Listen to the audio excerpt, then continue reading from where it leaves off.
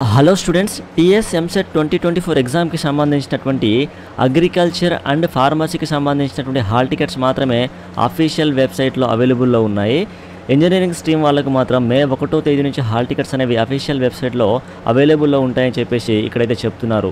ఓకేనా? So students, engineering stream వాళ్ళకు మాత్రం మే 1వ తేదీన హాల్ టికెట్స్ అయితే అఫీషియల్ వెబ్సైట్లో అయితే అవైలబుల్లో ఉంటాయి. ఇప్పుడైతే అగ్రికల్చర్ అండ్ ఫార్మసీకి సంబంధించినటువంటి హాల్ టికెట్స్ అయితే మీరు డౌన్లోడ్ అయితే చేసుకోవచ్చు. ఇది అఫీషియల్ వెబ్సైట్ అనమాట.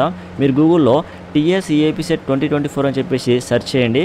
మీకు ఈ యొక్క అఫీషియల్ వెబ్సైట్ అయితే వస్తుందన్నమాట. ఇక్కడ డౌన్లోడ్ హాల్ టికెట్ మీద క్లిక్ చేస్తే ఈ విధంగా మనకు ఓపెన్ అవుతుంది.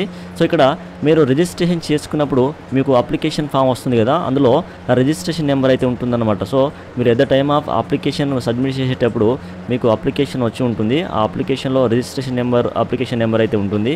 ఇక్కడ రిజిస్ట్రేషన్ నెంబర్ ఇవ్వండి. Qualifying exam hall ticket number, intermediate hall ticket number ఇక్కడ ఇవ్వండి. అలానే డేట్ ఆఫ్ బర్త్ అయితే ఇచ్చేయండి. గెట్ హాల్ టికెట్ మీద క్లిక్ చేస్తే మీ యొక్క హాల్ టికెట్ అనేది వస్తుందన్నమాట.